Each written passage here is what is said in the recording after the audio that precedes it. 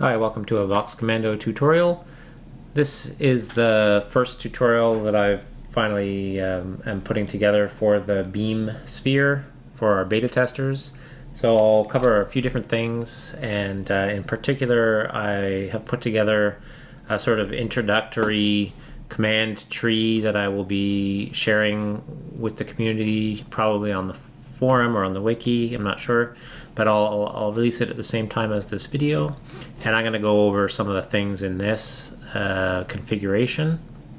And also quickly, before we start that, I'm going to talk about learning raw IR codes with your beam. So I have a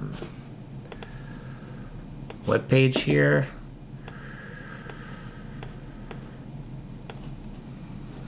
I'm going to just quickly navigate over to my device setup here, just to show you that I'm using the default name for my beam, that this is my IP address, and that I have IR and RF events enabled right now.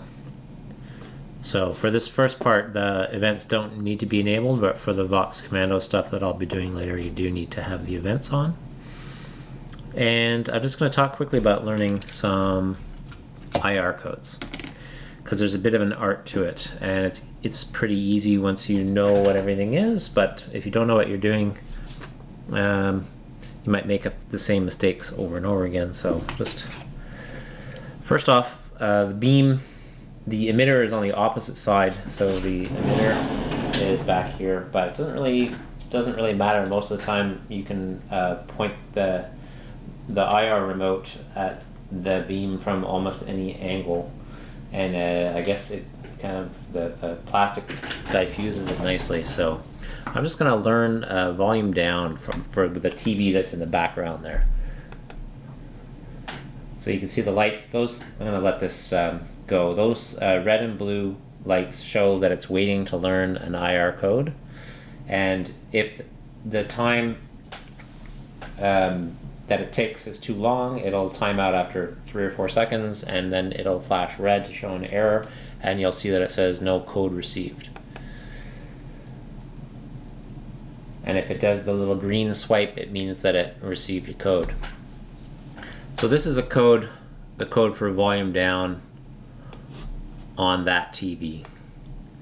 And you might think it looks a bit funny, and actually it does, but what you can see basically is that there's a valid line here, and then there's some extra stuff at the end, and that's actually what this remote does. For some reason it's got some extra follow-up IR, but the stuff at the end doesn't really matter. So for this particular TV, it doesn't really matter, so I can take that off and I can click on send code, and you'll see that it adjusts the volume down still on the TV every time I click it.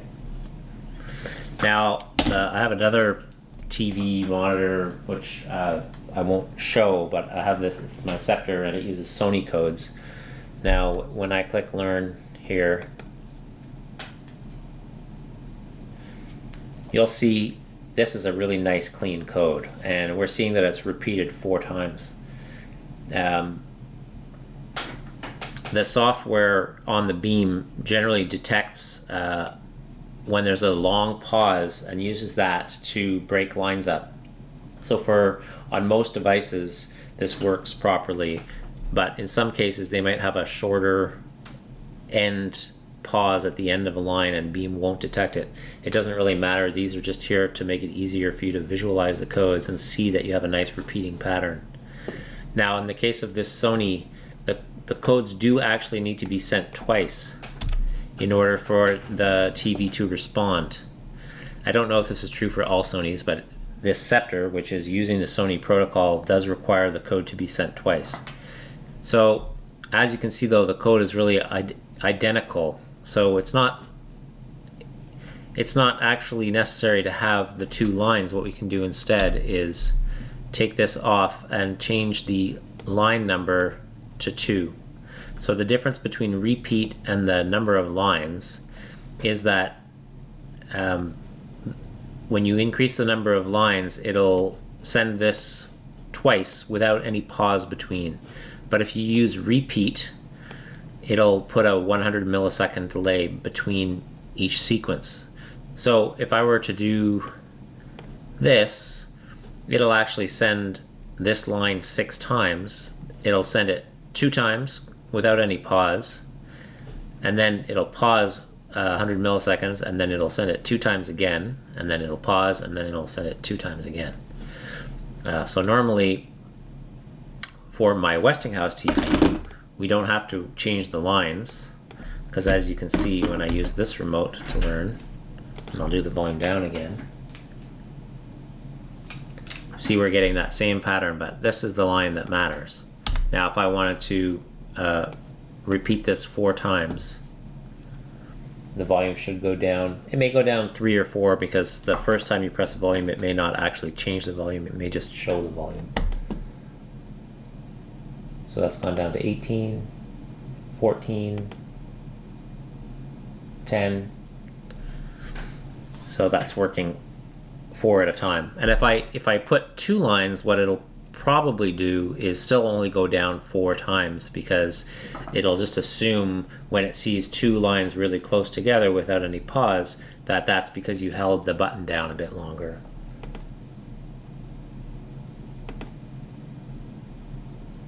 Okay, so I'll go up to 10, and then when I click the button it should go down to 6. So that's it about learning codes. The other option that you have is to put the trim down when you're actually learning the code, and what this does is it'll truncate it down to the first line, and that can be useful if you're using voice commands to learn raw codes. However, depending on the device that you're using, it's a good idea actually to do it manually and get a sense of what the codes look like, because for example when we learn,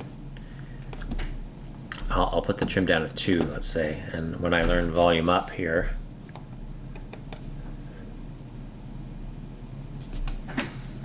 if for some reason this line, there might be a preamble that came before the main line instead of it being at the end. If we trimmed it down to 1, then we would end up with just this part, and that would be obviously not a valid code. Usually a valid code is going to be more along the line, this sort of 40 or 50 characters minimum.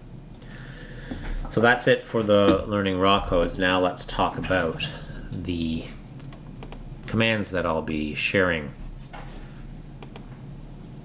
So we'll start with the simple stuff.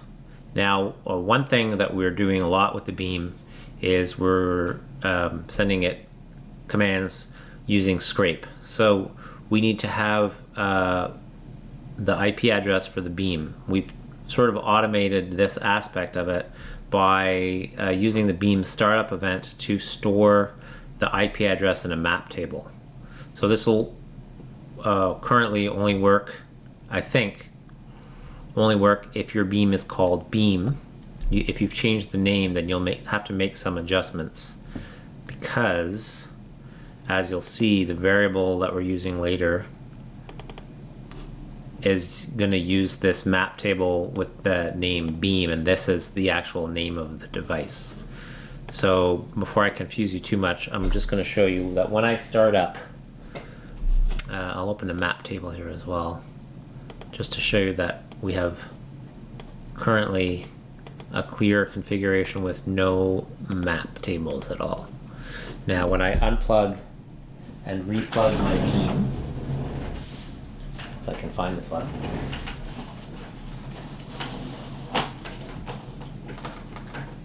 when you plug it in and it boots up, turns sort of orange when it's starting, green, and then you'll notice an event in VoxCommando, and the OSD message is showing that we have a command actually registered to that event. And it's this command, the beam ready, responding to the beam ready event. And this beam ready event fires every time that your beam boots up. The first payload is the name that you've given it. The second payload is the IP address.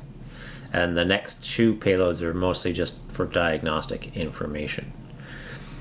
So it uses the name and the payload and the IP address to store a value in our map table. So you'll see now we have an IP map table called IP, and it's stored under the key name beam the IP address, including the HTTP:// because Scrape needs that. So we put all that into the map table to make our commands shorter, to make our parameters shorter. So you just put in this variable from the map table followed by whatever you want to use. So for example, this RGB solid lets us set a color by doing something like R equals 50 or G equals 100. These values go from 0 to 255. Screen, or add green, and blue equals 40. Sorry. Get a little turquoise. And we've included a payload XML in the beam folder. So if I open up the directory, you can see that we've included some payload XML files for different common devices, infrared devices.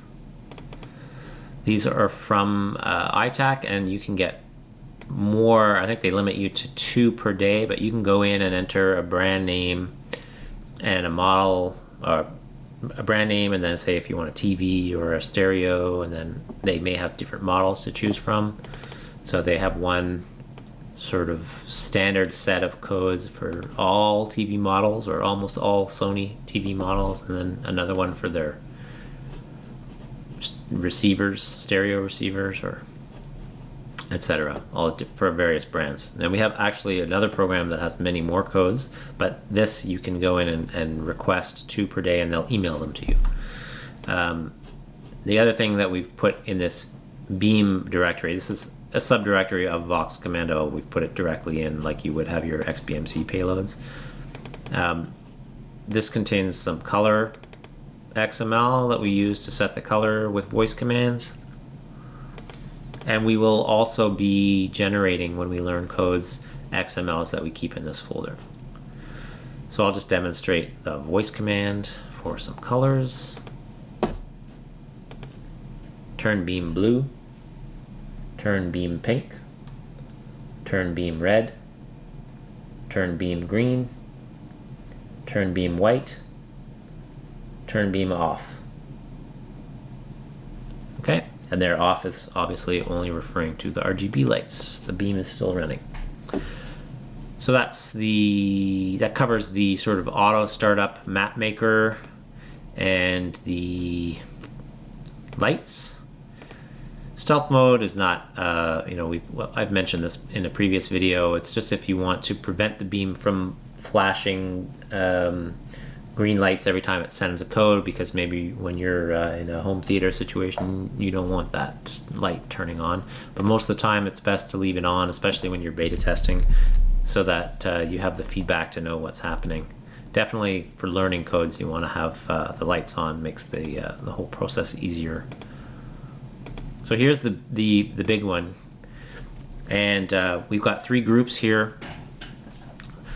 The first group is for specifying what device you want to learn codes for, and what button on the remote. And then this is a group that gets turned on each time you tell it you want to learn a code. This group is turned on and it listens to events, the beam IR events. So if every time I point a remote at the beam and press a button, you can see that we have different, depending on what button you press, we have different codes that show up. Here's the sucker mute. Now we're going to learn codes from the Westinghouse remote for the Westinghouse TV. We want to start by telling it what device we want to program, and I'm using a payload list here, so you can change this to include the names of your devices that you have. So I have Westinghouse TV here, and this will be used for the map table name as well. And then when we export payload XML from the map table, it'll use this name to generate the file. And then later we can go in and use this command that actually lets us use voice commands with the codes that we learned. So we'll need to, after we've created the payload XML for each device, we'll have to edit this command and include the correct payload XML file. And then you can just clone this command and change a few of the things around for each device if you want to do that. Usually when we learn these codes, they're more for macros that we automate, but you may want to actually just have every button on for your TV in a voice command. Some people might want to do that. So let's start. I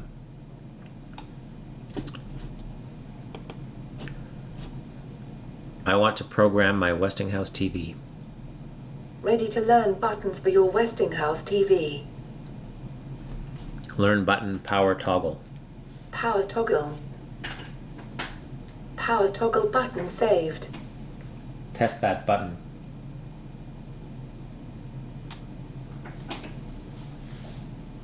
Test that button. Test that button.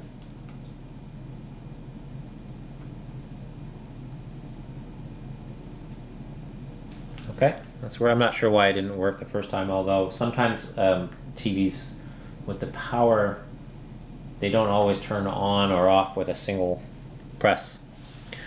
I think other buttons should be more reliable. So learn button mute. Mute. Mute button saved.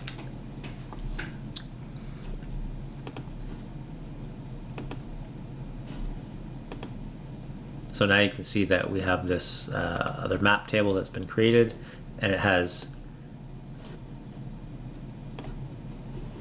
the buttons that we learned. Learn button volume up. Volume up. Volume up button saved. Learn button volume down. Volume down. Volume down button saved. Test that button.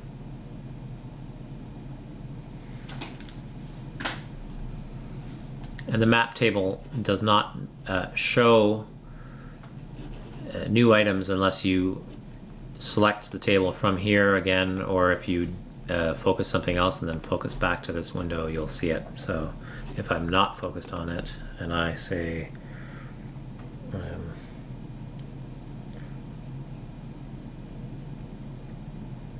learn button arrow up. Arrow up. Arrow up button saved. When I focus the map table, it shows up. So as you can see, our IR events contain, in addition to the name, we're just using beam.ir star to capture all of them. But in addition to the event name, we have payloads. The first payload is the protocol, in this case NEC, and the second payload is the actual code. And we use that to construct this. And this is used in our scrape command now. So the next thing to do is to save map to XML. And you'll see, if I open up the folder, save map to XML.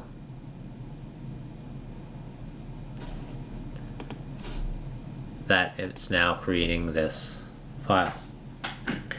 Now, as long as VoxCommando is open, this Westinghouse _TV is in a variable.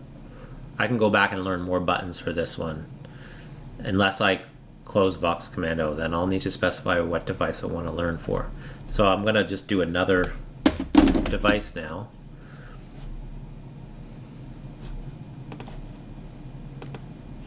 I want to learn buttons for my Scepter TV. Ready to learn buttons for your Scepter TV. Learn button mute. Mute. Mute button saved.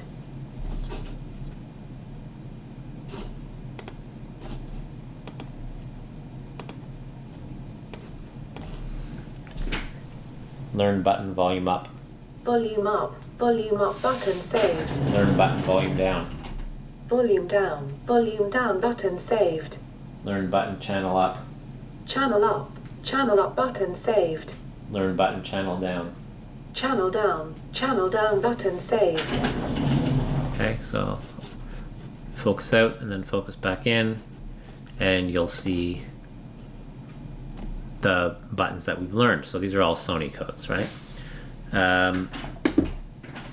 Now we will save this to a payload XML. Save map to XML.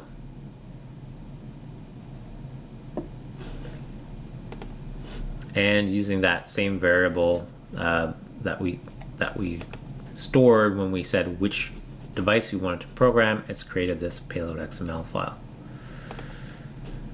Now I can go and I have the Scepter TV one command. I can go and browse to the Scepter TV XML, and I can clone this command and change it to Westinghouse TV, and I should change the command name as well, just so it's not confusing. And these commands, because they're for testing and I might use them for volume, I've added an optional payload to repeat the command several times so that I could say Westinghouse TV press volume up 5, for example. So I need to choose the payload XML file, double click it, browse, and Westinghouse. Okay, so Scepter, Westinghouse. And I can't really test the Scepter TV because the camera is not on it. So I will save and I'll do a quick restart. One thing that is in the save map to XML will actually rebuild this group automatically. But since these commands did not exist with the correct payload XMLs, that didn't do anything. But now if I went back and learned more buttons for one of these two, and I did the save map to XML command, it would actually rebuild the group as well so that my voice commands were ready right away. So this is a little trick. You can close the command editor to register your new commands and events that you've saved, or you can just save it and go quick restart, and you'll see that it rebuilds the necessary group here, which is the one that we were editing. Westinghouse TV press volume up 4. Westinghouse TV press volume down 4.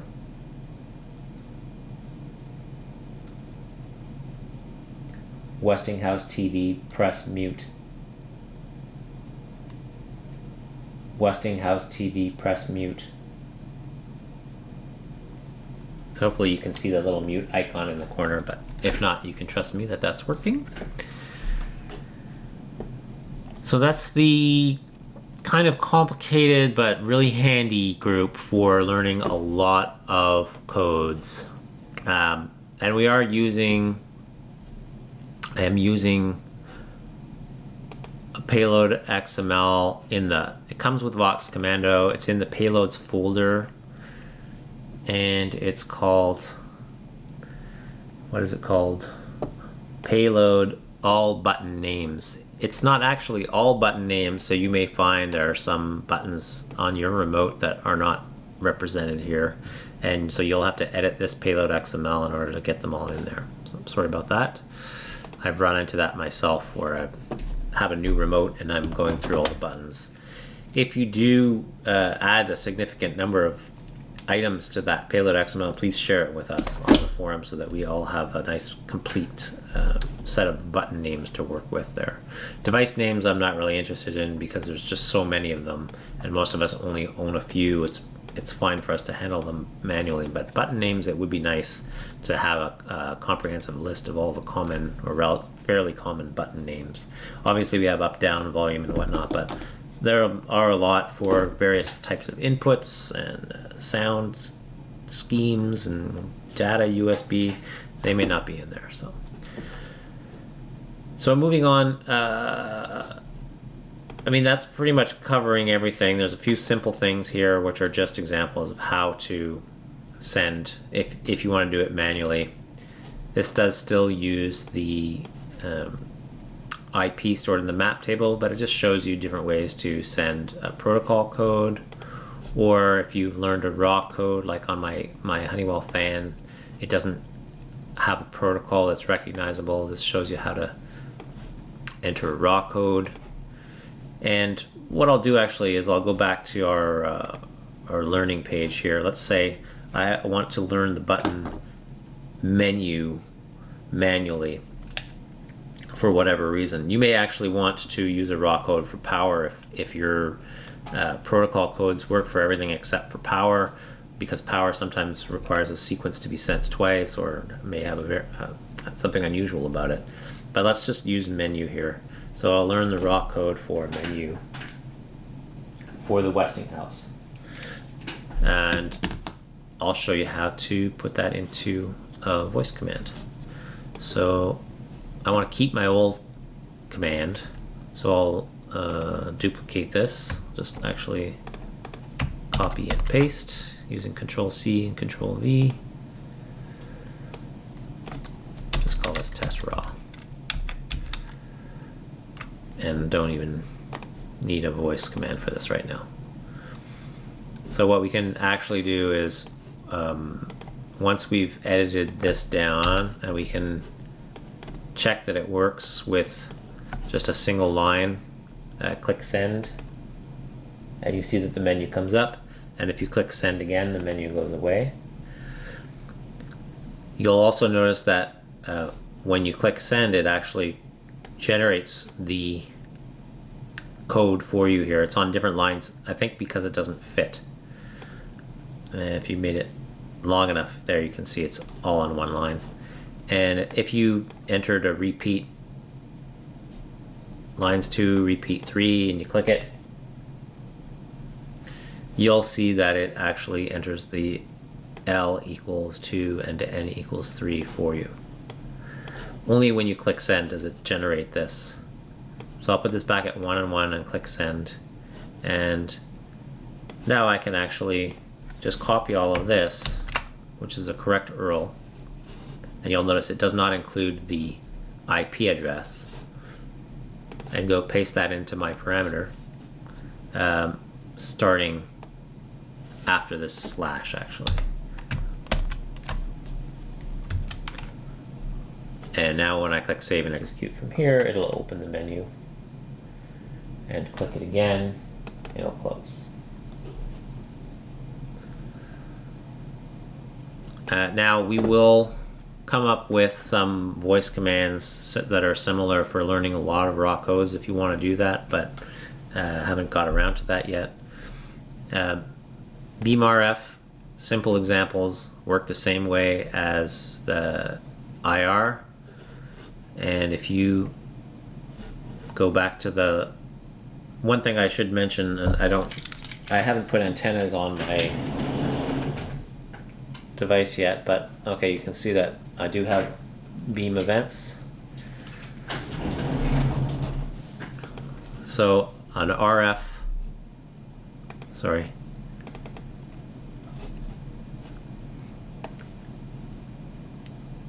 Here's a scrape command for RF. We can use, from the payloads, we can use the code and the bits, and if necessary, the delay in the protocol to specify how to send the RF code in the scrape command. So you can just copy here 55575984 and the 24 into the code and the bits parameter to create your send RF URL. And you don't actually need to use anything other than n equals 1, because by default the RF get sent, I believe, 10 times in a row, just for the sake of thoroughness. And that's it for this demonstration tutorial. I hope that it helps, and we'll see you on the forum. Thanks. Bye.